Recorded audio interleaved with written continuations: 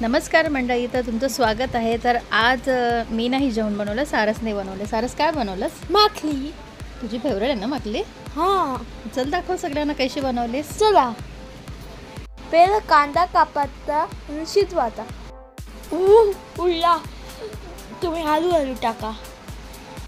आता आपण कांदा शिजून घेऊ. अद्रक आणि लसूण चेस्ट. आता टोमॅटो आम्ही बारीक बारीक कापून ठेवायचा. आता कांदा शिजला. आता मी अद्रक आणि लसूण टाकत आहे. अद्रक आणि लसूण शिजून घ्यायचा. आता मी याच्यात टोमॅटो टाकत आहे. आता टोमॅटो शिजून घ्यायचा आहे. आता मी हळद टाकली. आता मीठ. आता तिखट मसाला.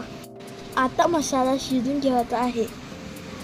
आता आपण त्याच्यात टाकू माखली. सगळं व्यवस्थित मिक्स करू. तर झाकण ठेवून शिजू. पण 10 मिनिटं थांबायचं आहे. आपली माखली रेडी होईल. आता माखली शिजले का बघू.